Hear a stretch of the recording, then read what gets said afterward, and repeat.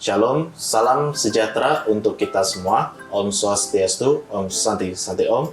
Namo Buddhaya, salam kebajikan. Sarwahayu, salam kebaikan untuk kita semua. Selamat pagi, selamat siang, selamat sore, dan selamat malam, teman-teman mahasiswa-mahasiswi Program Studi Sains Informasi, Fakultas Ilmu Sosial dan Ilmu Politik, Universitas Pembangunan Nasional, Veteran Jakarta. Teman-teman, senang sekali kita saat ini sudah masuk pada pertemuan yang ketiga. Semoga teman-teman semua pada pertemuan yang ketiga ini sehat selalu dan selalu mendapatkan rahmat dari Tuhan Yang Maha Esa. Pada pembelajaran ketiga kita, pada mata kuliah UX Research and Design, kita melanjutkan materi kita dari pertemuan yang kedua. Pada pertemuan yang kedua, kita sudah membahas tentang alur informasi di dalam desain proses. Yang dimana dalam alur informasi ini kita memiliki ada 5 komponen.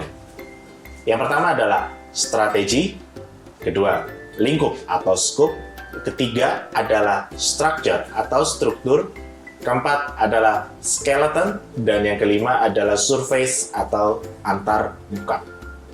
Yang dimana proses ini dimulai dari proses perencanaan untuk bisa mendapatkan gambaran ringkasan atau abstrak mengenai perkuliahan kita sampai kita menemukan pada tahap yang lebih lengkap atau lebih konkret di situ. Untuk lebih jelasnya, kita akan mempelajari pada materi yang berikutnya.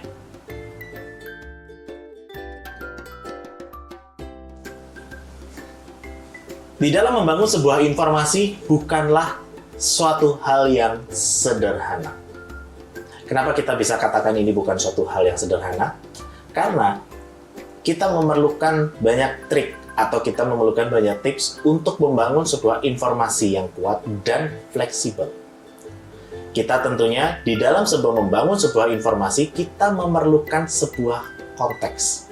Kira-kira produk kita ini ranah konteksnya mau kemana? Karena konteks itu mengidentifikasi konten dan model yang jelas untuk proses navigasi dan proses information structure. Yang kedua adalah kita perlu untuk memfokuskan pada user atau pengguna kita terkait dengan apa tujuan kita membuat produk, apa tujuan kita membuat media informasi. Yang pastinya kita sangat perlu bahwa ini penting bagi ketercapaian semua tujuan kita, strategi dan fungsi yang kesemuanya itu mengarah kepada ekspektasi dari user atau kita memenuhi ekspektasi dari pengguna. Ada 5 hal yang menentukan konten dari produk kita. Pertama, kita lihat dari faktor fisiknya terlebih dahulu. Ada perihal yang harus kita tanyakan gitu ya, seperti apakah penting kita membuat mobile devices ini? Aplikasi ini penting nggak untuk dibuat? Terus kira-kira apakah akan dibawa oleh kedua tangan kita atau satu tangan, mau tangan kiri atau tangan kanan?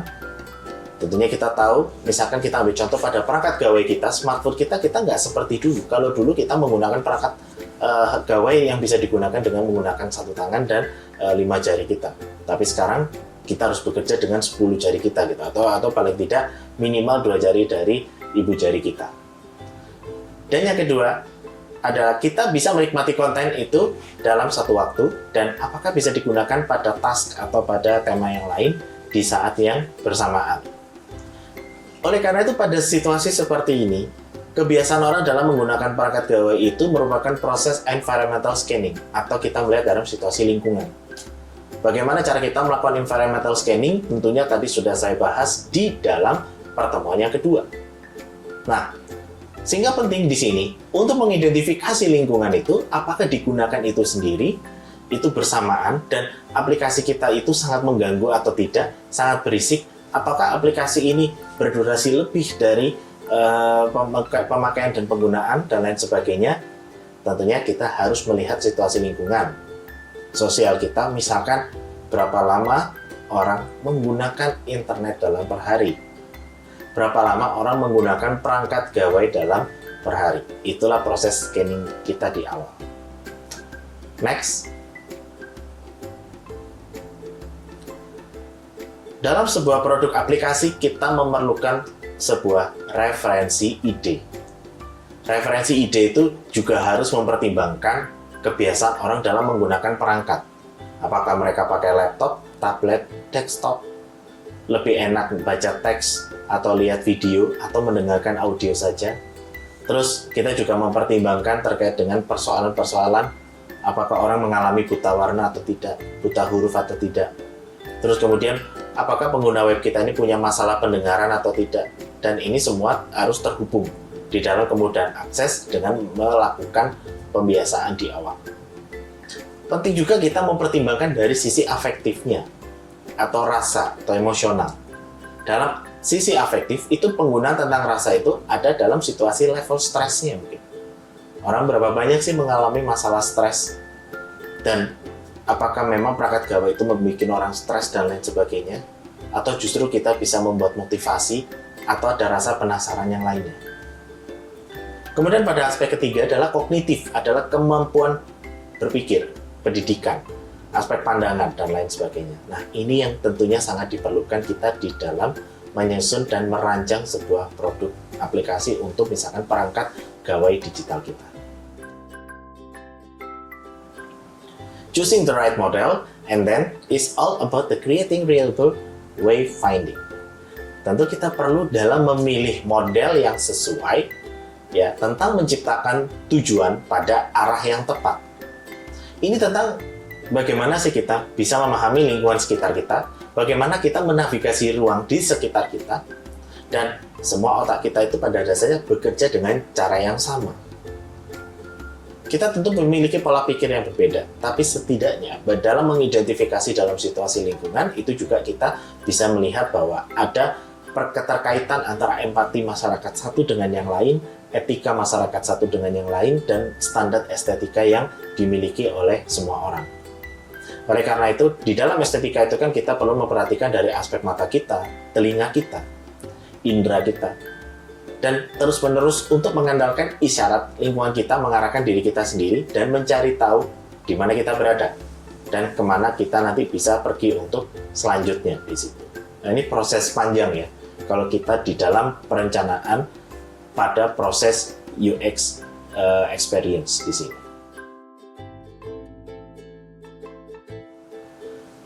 Kita di dalam UX proses, tentunya pada UX design ada beberapa model yang biasa digunakan.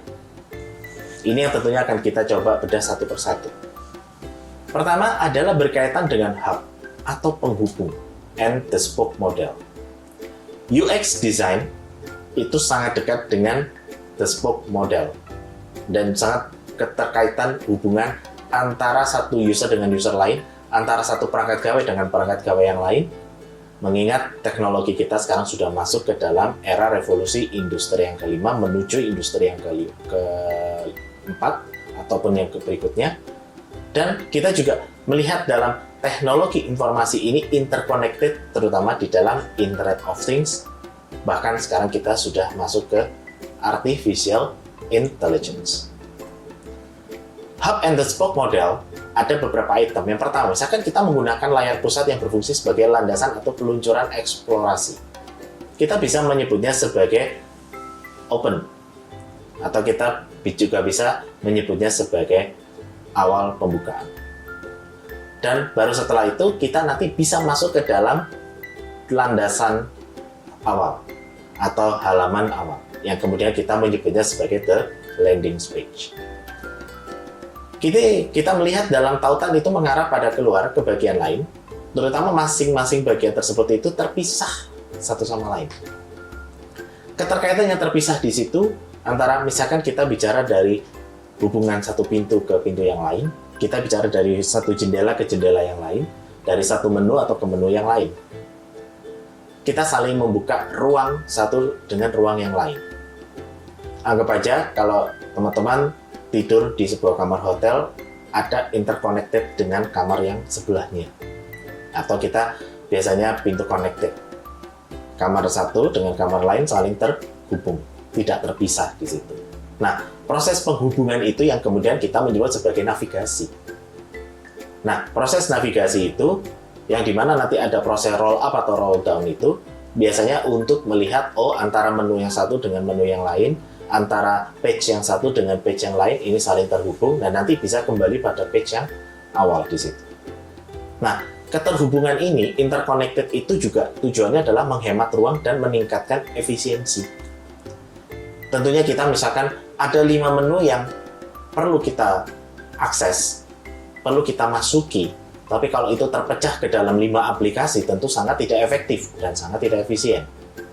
Tapi bagaimana kalau dari kelima menu itu bisa diakomodir di dalam satu pintu, terhubung melalui satu pintu. Jadi dalam satu pintu bisa terhubung ke 5 pintu yang lainnya. 5 pintu yang lainnya bisa terhubung ke 5 pintu yang lainnya lagi, tapi secara keseluruhan bisa terhubung ke dalam satu pintu yang awal. Nah, itu yang dimaksud dengan hub. Ya, jadi menghemat ruang. Kemudian ada pilihan terbaik untuk situs dan aplikasi ini bisa saling berbagi tugas atau ada sharing informasi. Yang platform 1 mengenai apa, platform 2 mengenai apa, dan bisa saling terhubung. Dalam menu 1, informasi situasi sosial, yang satu bicara tentang situasi budaya. Ini bisa saling terhubung di sini. Nah, di dalam aplikasi ini kita perlu mempertimbangkan item-item yang saling terhubung satu dengan yang lain. Pada model berikutnya adalah the bento box model. Bento box model itu artinya bahwa item itu bisa tergabung dan terangkai di dalam satu page. Mungkin analoginya seperti kalau teman-teman makan makanan Jepang itu, bento itu kan dalam satu kotak ada terdiri dari berbagai jenis. Nah, ini juga sama. Dalam one page itu bisa terbagi menjadi berbagai jenis menu, bisa terbagi menjadi berbagai jenis informasi, dan bisa terhubung satu dengan yang lain. Nah, dan ini nanti bisa terhubung dengan menu yang lainnya lagi, bisa terhubung dengan yang lainnya lagi. Misalkan kalau kita lihat pada gambar, ada dashboard itu sebagai pembuka, dan ada landing page-nya, kemudian masuk ke dalam menu, kemudian masuk ke dalam video, masuk ke dalam data, ke dalam setting, dan lain sebagainya. Ini interconnected satu dengan yang lain. Nah, ini yang kemudian biasa diterapkan dalam perangkat gawai, itu ada di dalam web based atau website, dan juga dalam aplikasi seperti smartphone. Bento box model itu mendorong dinamik komponen dan informasi. Konteksnya itu single dalam satu layer, tapi multi-purpose screen dan berguna itu bila data berasal dari multiple source. Jadi ada proses crowdsourcing di situ. Nah, penting adanya sebuah filter view atau filter antara akses satu platform dengan platform yang lain, dan ada semacam deal with single data set ya, atau artinya kesepakatan satu set data dengan yang lain. Informasi itu bisa dari multiple views ya, dari berbagai sumber atau pengamatan, dan pengamat dapat mengontrol apa yang dilihat dan dapat memilih opsi apa yang akan dilihat. Pemfilteran ini terjadi di setiap langkah. User itu paling tidak bisa menyingkirkan hal-hal yang tidak user atau memperdulikan user yang lain, mana yang disukai dan mana yang tidak disukai. Seperti halnya dalam media sosial, kalau Anda tidak suka dengan sebuah konten ya, Anda tinggal memilih bahwa irrelevant, atau misalkan konten ini tidak cocok atau tidak sesuai dengan saya, atau kita bisa mengatakan konten ini sangat-sangat mengganggu atau melanggar etika dan lain sebagainya. Anda bisa hilangkan di situ. Baik, itu saja. Terima kasih teman-teman semuanya. Sekian untuk materi ketiga pada mata kuliah UX Research and Design. Tentunya pada pembelajaran yang ketiga ini diharapkan teman-teman pada pertemuan-pertemuan berikutnya bisa langsung menerapkan untuk membuat perancangan dari produk melalui proses UX proses, wireframe, ataupun tadi misalkan dibuat dalam bentuk user flow, usability testing, dan lain sebagainya. Terima kasih. Sekian untuk video pembelajaran ketiga pada hari ini. Saya Dr. Aditya Karata Nafis undur diri. Assalamualaikum warahmatullahi wabarakatuh. Shalom, salam sejahtera untuk kita semua. Om Swastiastu, Om Santi Santi Om. Namo Buddhaya, salam kebajikan, salam rahayu, salam kebaikan untuk kita semua.